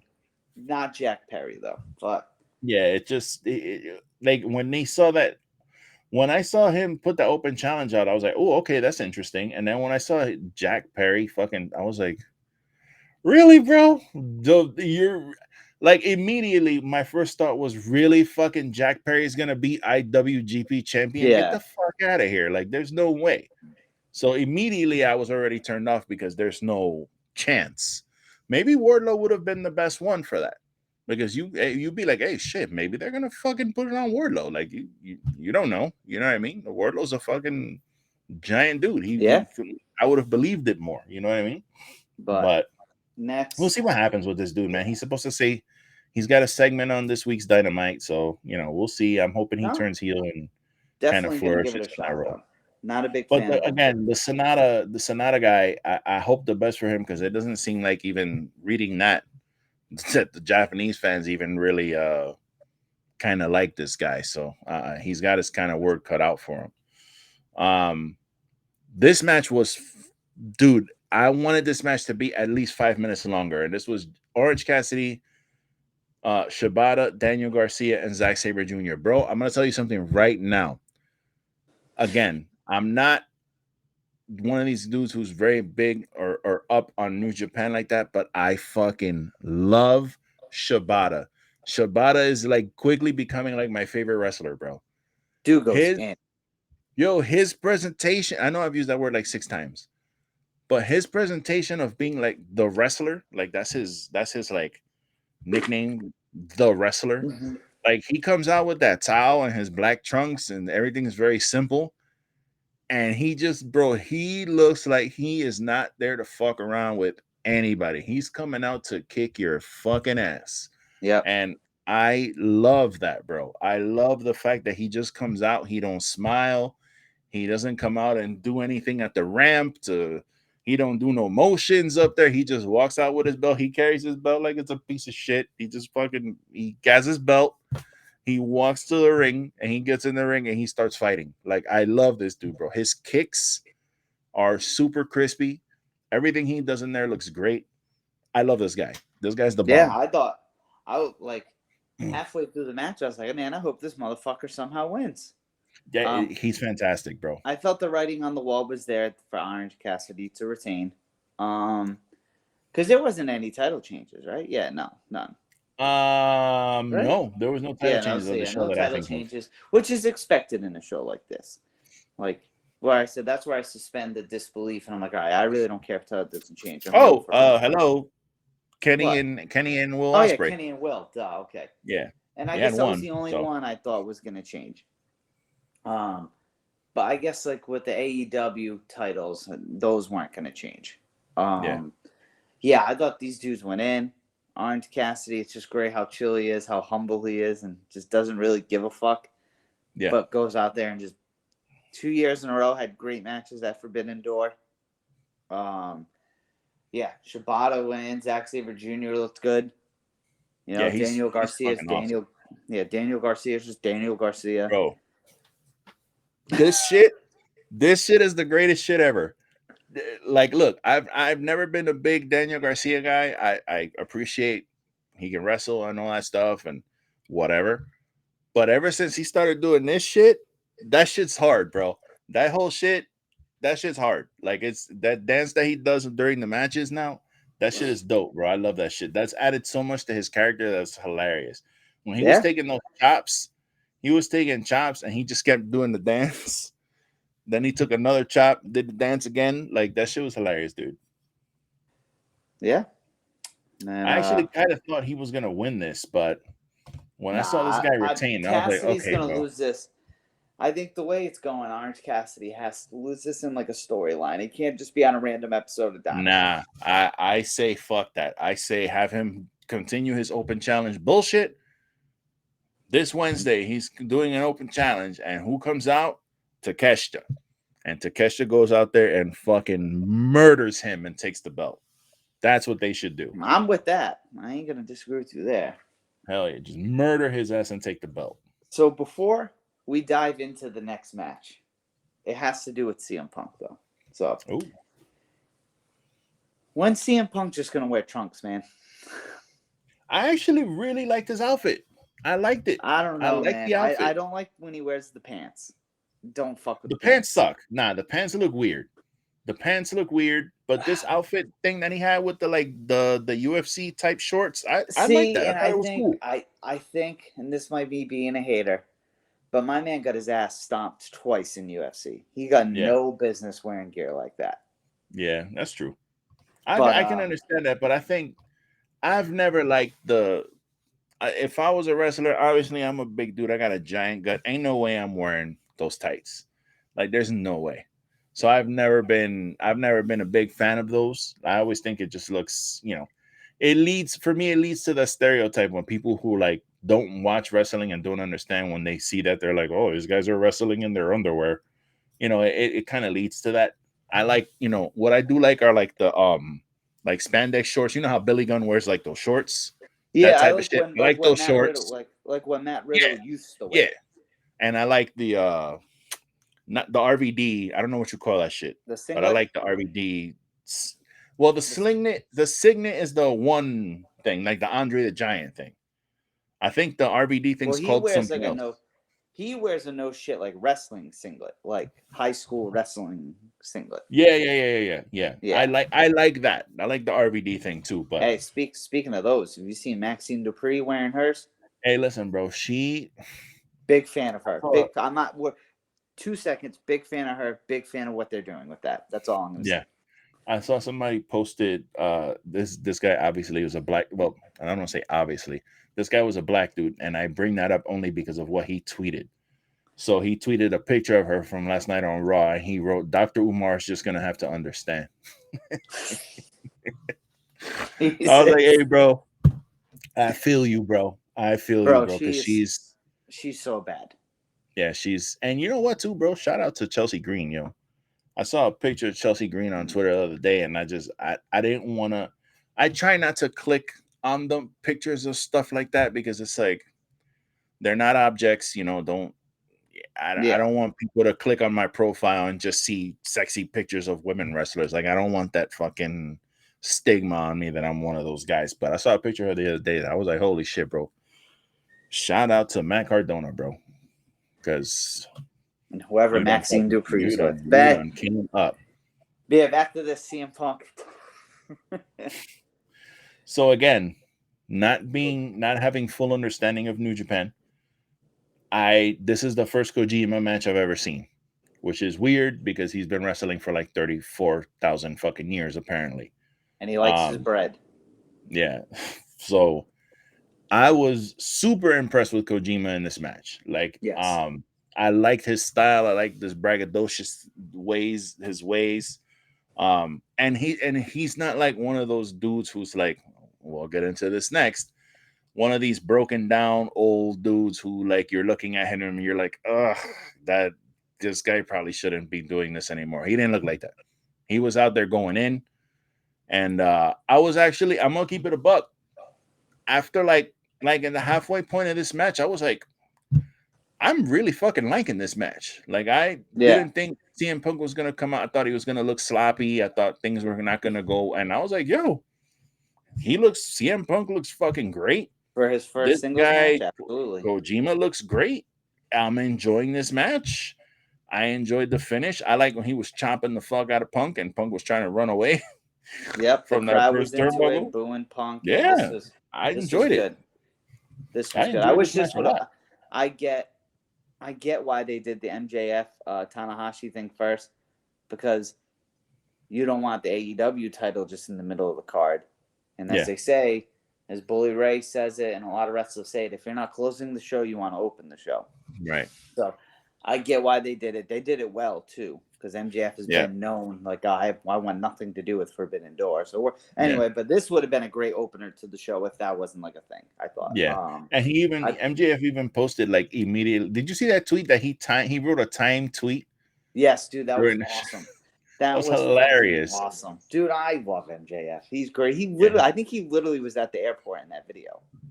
Yeah. When he came out, so they start the show, and when he came out, there was an audible groan in the audience because, everybody hates MJF. But then he comes out and he's like, he's looking at his watch like, fuck. And then we just all start laughing. Like, everybody in the theater is laughing. Then he turns around and he shows the New Japan is an indie fed thing. So everybody's like, oh my, dude, you love to hate this guy. Like, he's his character is great. I love to love him. Okay, no, but that's cool. It's just I get what you're saying. You love to hate him. Yes, I agree. He's he's hilarious, bro. Yeah, he's fucking hilarious. Punk went in. It was good because I like this because it had to do with the Owen Hart tournament, and it shows like, hey, this is going to be a good tournament. You know what I mean? Yeah. Like this set the pace. I thought it was good. You want me to read the thing? Sure. So the reaction of Japanese fans to CM Punk versus Kojima match has been mostly positive. As we said, we think so as well. Japanese fans are amazed by the Canadians' audience reaction to Punk, and they claim that no one can generate that much heat and passionate reaction in Japanese pro wrestling anymore. Wow. They were also delighted that AEW fans cheered and supported Kojima. Japanese fans stated that despite being a legend, Kojima is not well treated in New Japan, and that foreign fans treat him better was very touching. Okay, I could kind of see that, right? Yeah. They also expressed gratitude to Punk for helping Kojima get cheered during the match and for being generally respectful to Kojima after the match. I wouldn't, hear me out here. Maybe not him. I think Punk's going to fight at Wrestle Kingdom this year. Yeah, of course. Oh, well, no, I'm sorry. I was thinking the All Out. Wrestle Kingdom. Yeah. I wouldn't mind. I think because you got to think they were quick with bringing in Chris Jericho. I wouldn't mind at all. I think you bring in Punk, because Punk couldn't, even if Punk wasn't doing the whole brawl out bullshit, he was hurt too, so he couldn't wrestle that. Right. So yeah, I wouldn't be surprised if he wrestled at Wrestle Kingdom. It gets great eyes on your product. He obviously, because I'm assuming like New Japan probably reads this stuff like we're reading right here, right? They probably gauge their audience. He was respectful. They had a great match, everything like that. So I could definitely see, not maybe necessarily running it back, but I could see them having, you'll hate this. I could see him going with like a Tanahashi. Yeah. It'd be cool if you Yeah, went they with could do that. Okada, because I could also see them running back Danielson and Okada at Wrestle Kingdom. No, for sure, that's gonna happen. Yeah, he's gonna get his lick back at Wrestle Kingdom for sure. I think that's gonna happen for sure. So I guess 100%. I could see Punk going with like a Tanahashi, because Punk probably wants to wrestle like Tanahashi. You know what I mean? Yeah, Um, I'm down. I'm with it. yeah. Shit. As I guess kind of go into it, the match that opened it, MJF retained the title over Hiroshi Tanahashi. So now I guess this is where Lou and I sound disrespectful, because we said we're not the biggest New Japan fans. I tried to reiterate that this whole show that I'm not up on New Japan. I'm just And the way I would take this, now I don't know Tanahashi's legacy, but I think he has a pretty big one. From my understanding, he has a big one. My mind would be a Japanese wrestling fan, or any wrestling fan really. It doesn't have to be just a wrestling fan watching wrestling for the first time and seeing that Roman Reigns Undertaker match and being like, that's the Undertaker. Yeah. Do you get what I'm kind of trying to get at here? Like, No, exactly. very big. Exactly. And so my first real. What was? Did he wrestled at Wrestle Kingdom? Didn't he? Yes. Was he at Wrestle Kingdom? Oh, he wrestled Okada at Wrestle Kingdom. Yeah, he wrestled Okada. Right. Well, I'll be honest with you. I really didn't pay too much attention to that match, because after that fucking Ospreay, and again, it was like what, 5 o'clock in the fucking morning. I was like this between that and Mercedes. Street Fighter with the birds.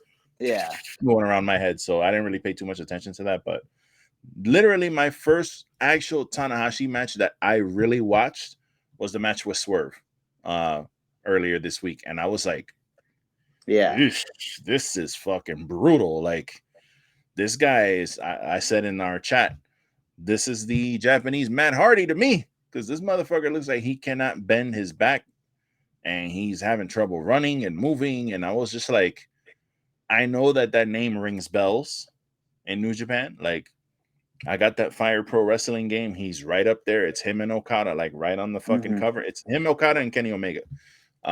So like, I know he's a big deal. I know he's like, I hate to even say this, but like, he's like Hogan-esque as far as like being a legend and shit, without the racism that I know of. So I understand all of that. And I just see him and I'm like, whatever you guys are seeing, I don't see it. I'm not seeing it. His entrance is the shit. The theme is cool. The Go Ace thing is cool. He looks dope when he comes out and all that. I get the air guitar thing and all that, but bro, this match was for me, MJF had to work his ass off to get this thing to go forward. And the match itself wasn't bad. I'm not saying the match was bad, but I just look at this guy and I'm like, he just does not look like he's healthy enough to continue to do this at this level. So because like it says right here, the note that Luke got from the Twitter page, the reaction of Japanese fans to the Tanahashi MJF match was mixed. Many fans were impressed by MJF's ability to engage the crowd in the match, as well as his good work rate. However, Tanahashi's poor physical condition saddened even more fans. Japanese fans compared Tanahashi's performance to what he used to be in his prime and expressed sadness that the young great ace had become an old, broken, legendary veteran. They wish Tanahashi better health and promised to cheer him on no matter what. And that's why, because I read this before we did the show, and that's why I referenced the Undertaker Roman Reigns thing. Yeah. Because it was I used it for both sides, because you're comparing Tanahashi to a thing, but MJF's on the come up just like Reigns was on the come up at the time. Right. Yeah. Very good analogy. Yeah, so not too overall, man. That's coming from the New Japan subscribers and the media. That's coming from them, man. And I'm just saying, this is my first taste pause of Tanahashi. And I don't see, I don't get it. I don't understand the big whatever. It's just I caught it too late. So I don't want to talk bad about anyone because whatever. But overall, I enjoyed the show. Fantastic show. Fantastic Fantastic show. show. Forbidden Door won my heart over again 2 years in a row. Need to run it back next year. I think it's going to be a staple. I think AEW found, because they do the 4 shows a year. Like, people say, well, they do 4 shows a year in Forbidden Door. Like, no, now they got 5 shows. They have 5 shows you can do each year. And we'll see what happens. On the AEW side of things, a lot came from this. And in how many weeks? Because, it's in August. So, yeah, in just about 2 months. We got 2 months to build into All In. 65,000 people over in the UK. I'm excited to see what happens. Dynamite Collision. Collision's been off to a good start the first 2 episodes. I'm just keeping my guard up a little bit because also Rampage started off pretty fucking good. Right. But I got faith in Collision. I think Tony... There's a big difference between Rampage and Collision from the get-go. Rampage was on Friday at 10 o'clock at night, where Collision's on Saturday primetime. Yeah. And it's Collision 2 hours versus 1 hour. And Collision definitely feels different. Like, even as far as it feels like it's another weekly show. Yeah. It doesn't feel, because they're not coming out of the same stage. First off, I like the presentation of Collision better so far. Yeah. Like I said, it's dope. 2 weeks. But, I'll tell you this, with the matches they've done so far, and to be honest, with the rosters that have been on it so far, might be another hot take. But if Collision stays where it's at, I might like Collision more than Dynamite. And it's I don't want to say better wrestling, but it's definitely seems like it's more hard hitting and more closer to not totally old school wrestling, but it's closer than Dynamite is, because Dynamite's a lot of high flying and blood and all that, and I enjoy that. But this, I know it's only 2 episodes in, but I'm enjoying these matches. I've enjoyed these last 2 weeks of Saturday matches a lot more than Wednesdays. I will say that. The initial keyword initial vibe I'm getting is 2003 to 2008 Raw and SmackDown. Dynamite's your Raw. It's going to have the storyline, it's going to have the matches, but it's going to have a little the entertainment side of it. Where so far Collision, it's going to have its storylines, don't get me wrong, especially with CM Punk on the show. But it's more of that wrestling, too. Yeah. And hard-hitting, like you were saying. But enjoying it so far. I'm loving what AEW's doing.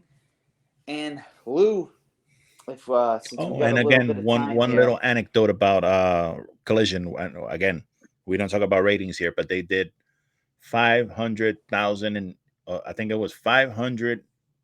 I don't know how you say it. 71,000 or something. It was 500,000. Well, 550,000, let's say. It was around there. Which, again, for a Saturday is a phenomenal number.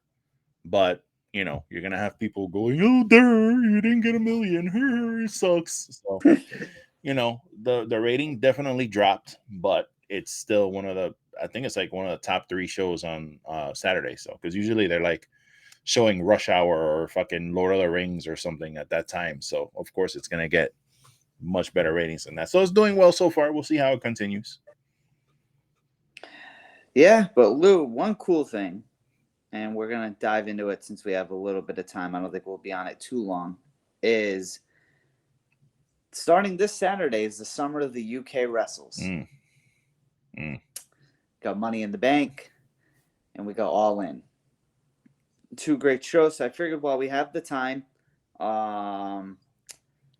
we could go over our picks for Money in the Bank. Oh, cool. Since we're going to kind of dive into it next week. So starting off, I'm just going off the photo. I'm typing in the note as we kind of go along. We have Cody Rhodes versus Dominic Mysterio. What do we think in there? Cody better win that match. You better not have fucking Dominic beat Cody. Yeah. I think they've done kind of good with this one. Not great, but it's kind of been whatever. I don't know, it's just kind of there. But do you think we get a Brock Lesnar involvement at all to set up the third match? Shit. There's always that fucking factor, man. There's always that Brock Lesnar factor, and he's been gone for a couple of weeks. So yeah, probably you could get a little bit of him. That would be some serious fucking heat to have Mysterio going around every week now saying I beat Cody Rhodes. Oh my god. That's why I wouldn't be shocked, man. I'm gonna go Cody as well, but I definitely, unless Brock maybe comes out after the match. Yeah, true. They could do that. Oh man, but can you imagine? He's gonna go around every week now with that bullshit. I beat Cody Rhodes. I beat Cody Rhodes. And that's the thing. That's what wouldn't shock me though, to get him even more heat. Yeah, I'm with it. I wouldn't mind it. I mean, it really, it's not really gonna hurt Cody. I mean, they could always run it back at another show or something and have him get his win back, but yeah, it would definitely help Dominic a lot. But I don't think it would do much for Cody. So yeah, we'll have to see. And I don't know if we're all ready for a trilogy of the third match of Brock and Cody. I'm with it as long as they do something like good, like a good match, like stipulation, I should say. Yeah. As long as we have a good stipulation, I'm 100% with it. I can ride with it. Next, we got Gunther defending the Intercontinental title against Riddle. You know, when I saw these people, because I don't know what happened afterwards, but I did see when Riddle was being interviewed, and then Ludwig came out and was talking shit, and then the next thing you know, Walter's there stomping on his leg and kind of doing that whole injury thing. I was gonna say obviously Gunther's gonna win, but I wouldn't be shocked if they had Riddle win, so that Gunther can start kind of moving on to other things. So, because I know he's trying to get to that Honky Tonk Man record, and I don't know exactly when that is up. And they should definitely do September. that. Oh, they should definitely continue that. They definitely should do that because he should really have that. He should definitely have that. Enough with this Honky Tonk Man shit. Like, I don't want to hear any more about Honky Tonk Man having the longest title reign. It should definitely be Gunther. And since we're all about those records now, that seems to be WWE's thing. It's all about freaking longest reigning this and longest reigning that. I wouldn't be surprised if they do it. I wouldn't be surprised if Riddle, took the match, but I'd really like to see Gunther continue on. Yeah, so yeah, I'm gonna go Gunther as well. But I think here's the thing I think we get, because I know they tried to do surprises here. I think Randy Orton costs Matt Riddle the match. Ooh, okay. I think we get the old Randy Orton return here. Damn.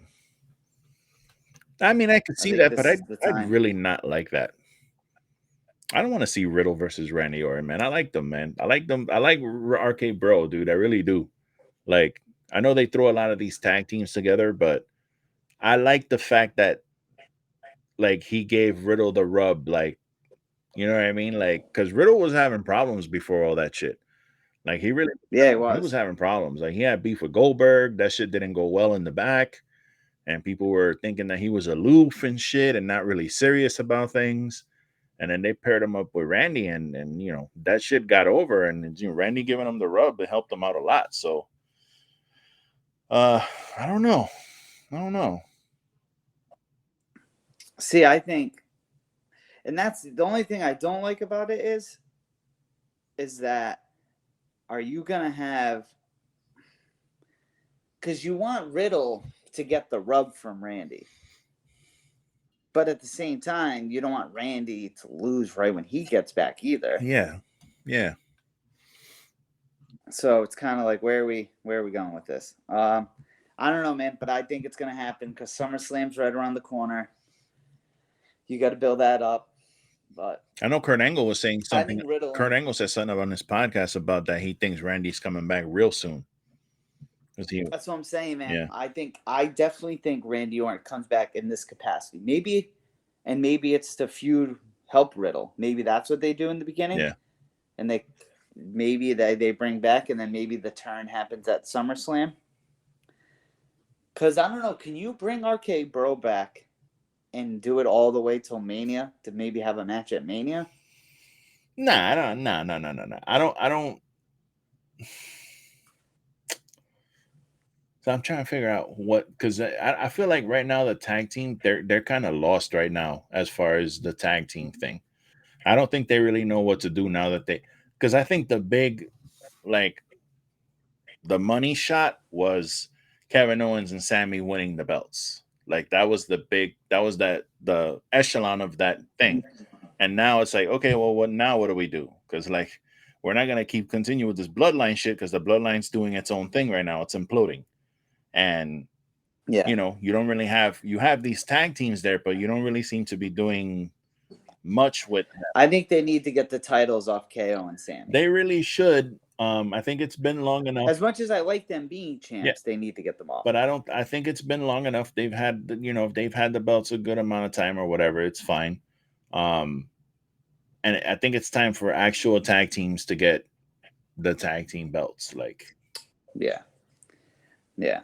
Well, speaking of tag teams, then next on the card, the WWE Women's Tag Titles, Ronda Rousey and Shayna Baszler, who just unified the NXT one, so whatever, they're probably just going to drop those titles, are taking on the returning, my girl Liv Morgan. Bro, did you see Liv Morgan not this week, last week when she came out, or was it on SmackDown that she came out? I think it was SmackDown. It was just, she just returned. Did you, bro? Yes. She was looking good, real good. Good Lord. I love jean shorts. Something about jean shorts. So my thing is this. We got Ronda and Shayna as champions, right? We both wanted that. I'm honestly cool with it. Now we dropped these NXT titles. They made it known on SmackDown. They'll be defended across all three brands. Yeah, so did I miss something? Did they win those titles? So they did a unification match. Triple H is trying to get rid of all this. When did that happen? Shit. I don't even. This past Friday on SmackDown, they faced Alba Fire and they beat them. Yes. Wow. And a decent match. It wasn't a squash or anything. Like good competitive match. I don't know about good, but competitive match. And then Raquel was watching ringside, and me, I was like, that's kind of fucking random. You know what I mean? And then Raquel was walking away. Ronda did a terrible promo to talk shit to her to come back to the ring, and then Raquel got on the rope, and Trina said, well, I'm here, but I'm not alone, or something like that. And Liv Morgan came out, and they made the match for Money in the Bank. So I think you got to have Ronda and Shayna win. These titles can't keep flip-flopping. And I feel that's what they've been doing since they've brought them back. And that was in like September. Remember, it was Raquel and Aaliyah at first. Yeah. Then it went to Damage Control. Then it went to Bliss and Asuka. Then it went back to Damage Control. And then from Damage Control, it went to Becky and Lita. And then did Ronda? Yeah, I think Ronda they lost it to them. Yeah. Becky and... Yeah. Right? Did they beat it? Yeah, because Raquel and Liv been tag champs? Who did Becky and I think Raquel and Liv have been tag Didn't champs. they win that 4-way? They gave somebody gave the titles up or something like that. Didn't they have a tournament? No, Raquel and Liv won. And then Liv got hurt. The titles, because that's when Trish did the turn, I think. And then Ronda and Thing beat them. Oh, okay. Yeah, but anyway, I'm going with Ronda and Shayna. Who do you got? Yeah, same. I don't see the purpose of you putting the belt on Ronda and Shayna and then just taking it off that quickly, unless, I mean, it's for the WWE Women's title, or is it for both belts? I'm confused now. I don't know. I just put WWE Women's titles. I don't know if they're going to come out with all four belts. It was funny because I saw Ronda holding both belts, and I was like, hold up, bro. Wait a second. What the fuck is going on? Yeah. Like, well, I'm curious. So this is... Because, Ronda didn't fight at Clash in the Castle. It was just Shayna and Liv. I'm curious because the UK is big into the UFC world. And this is their first time seeing Ronda. But it's also diehard wrestling fans. So I wonder if Ronda's going to get like that pop. She might get a mixed like high. I would say she's going to get like a mixed positive reaction, closer to positive than negative reaction. Yeah. But, this one... I think this match is going to probably be between like the main event or after one of the Money in the Bank matches to cool down. But next, you got the women's Money in the Bank. Trish Stratus versus Zoe Stark versus Bayley versus Io Sky versus Becky Lynch versus Selena Vega. I'm personally going with Io. For the woman's Money in the Bank, I think it's gonna be Becky Lynch. Becky Lynch? Yeah, Okay. I think it's gonna be Becky Lynch. I think this match has potential to be good. Not saying like it's gonna suck, but you know what I mean. Like I think this one can be good. You got some workhorses in there. Strash. I mean, you got Bailey, you got Becky, you got Zoe Stark in there as a workhorse. Io Sky obviously is a workhorse.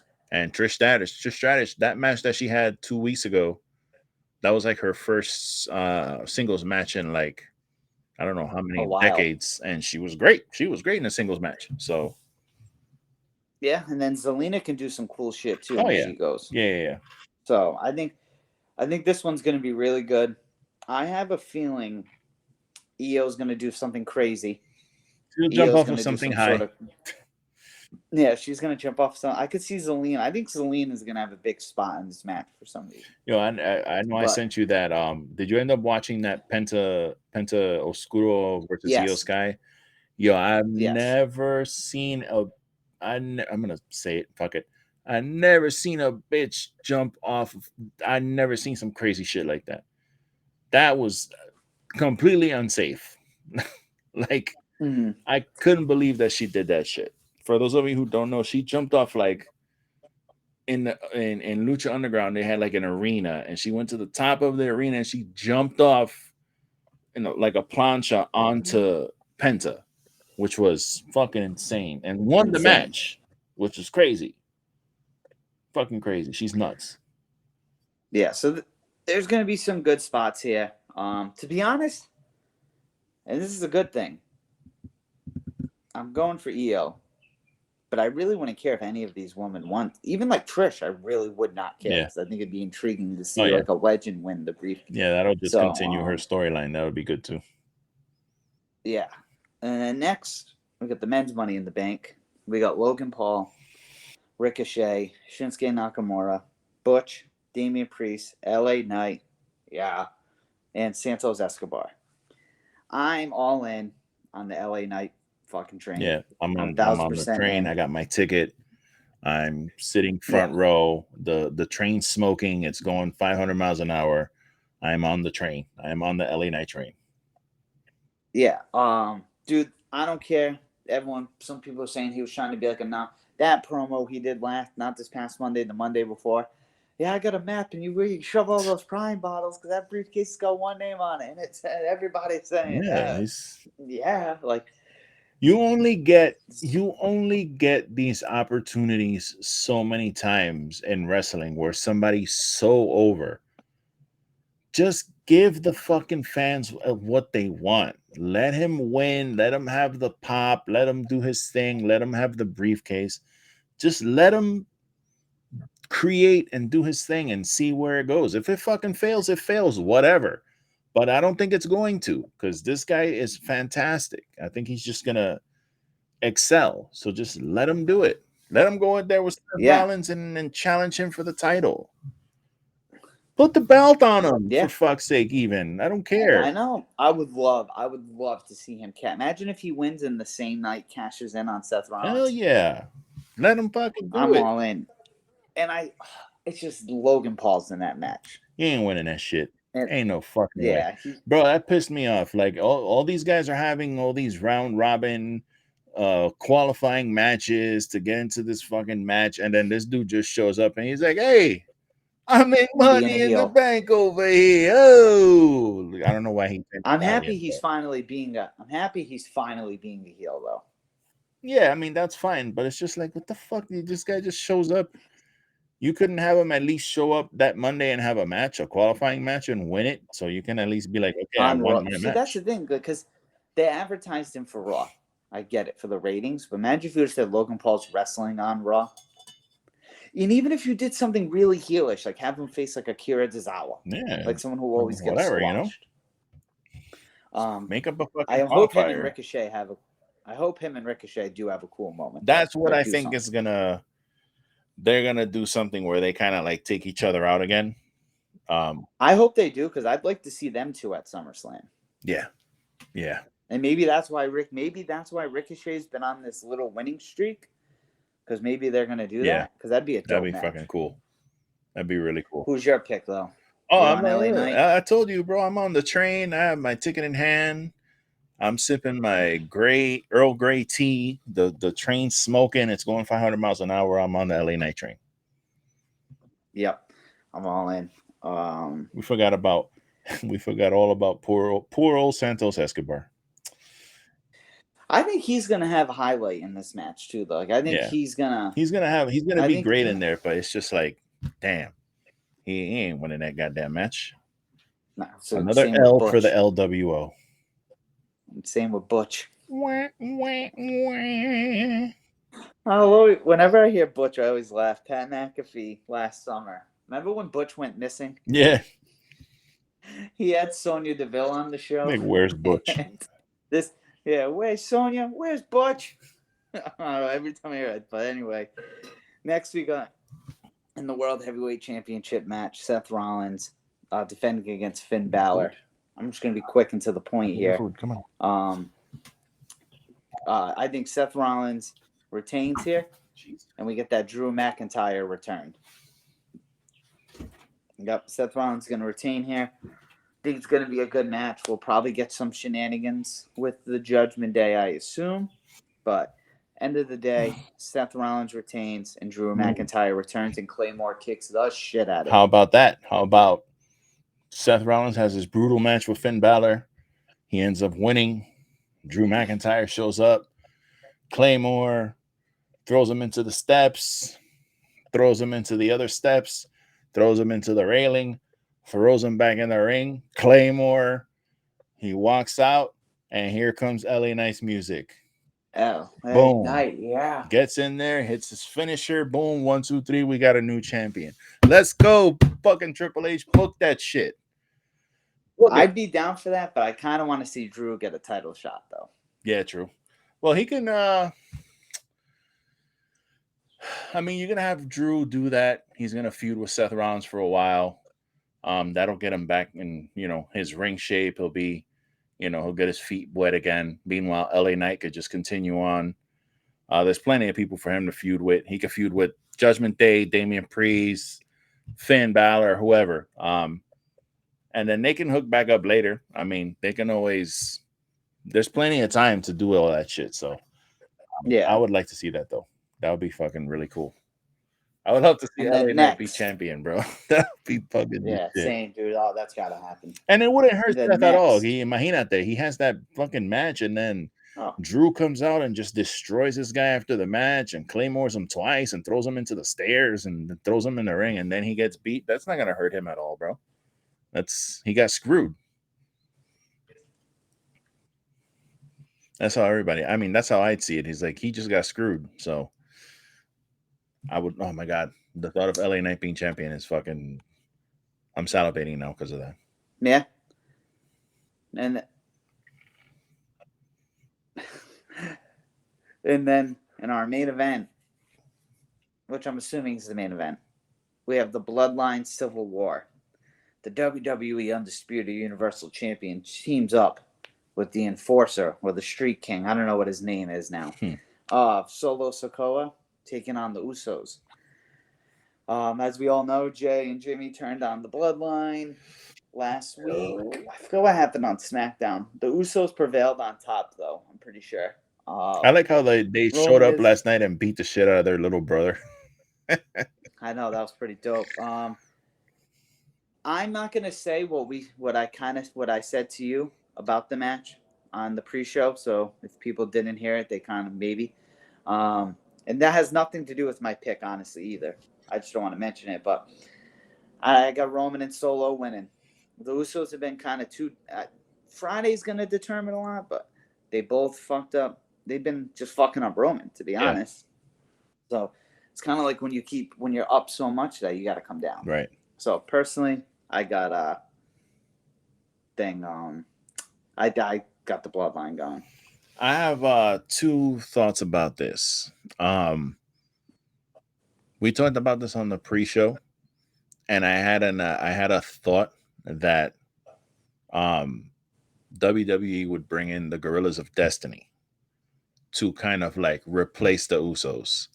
and help them maybe not win the match, but just come out afterwards and they can do a whole angle after that. Now, my only issue with that is, well, the fact that it's in London, right? The fact that it's in Yes. London, they would get the pop because people over there know who they are. Probably a lot of American audiences wouldn't be familiar with God and would be like, who the fuck are these guys? So the reaction would be like mixed.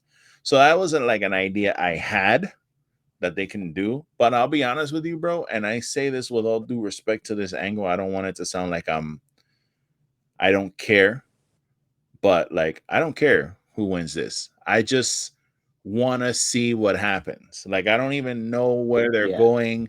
I don't know who can possibly win this match. I don't know what angle they're gonna come up with. But I'm like, yo, if Roman wins, cool. If the Usos win, cool.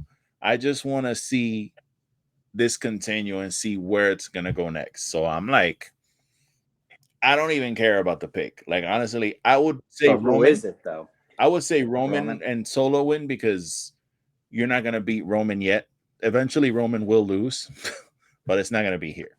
So, I would say that they win, and then something definitely happens after the match. What's gonna happen, I don't know, but I want to see it. Yeah. Well, I think that's gonna do it for us. See, we gave you guys a plus size episode of Wrestling is Trash for 150. Sum it up, we need Vince to go away. We need AEW to bring back Forbidden Door forever, ever and ever. Yes. And stopping Mark. This Saturday starts the weekend of the wrestles in the UK. Yeah. Granted, there's like a month and a half in between shows, but you get what I mean. 2 big shows this summer in the UK. As far as me, you can follow me Twitter and Instagram at Nick Anicelli. But most importantly, follow our pages. As Lou said, he runs that Instagram at wrestlingistrash. I'm on that Twitter at wrestlingbtrash, and follow us on YouTube. Lou be dropping all the fire content on YouTube. Wrestling is Trash. Like, share, comment, subscribe. But mostly subscribe, share, watch, everything. Just do it all. Please, please, please. And as always, we'll be back. What you got for him, Lou? Absolutely. You already know Lou from the BX, The Everything Podcast on Instagram. From there, you hit the link. You'll have access to all the content, including Wrestling is Trash. I will say that next week, we are going to figure out exactly what we're doing because 4th of July is literally on Tuesday. So whether or not we're able to record on Tuesday or we'll figure something out in the week. But I will say next week's episode should be our mid-year show because it's literally 188 days is the middle of the year, and that 188 days is in the next week. So it's literally the midpoint of the year. Perfect time for us to do our mid-year recap of all the wrestling of the mid-year. So we will bring that for you. And we thank you guys again so much for joining us on Wrestling is Trash, my friends. So from me have a good one. And Nick, we say enjoy wrestling. Have a good one. Peace out.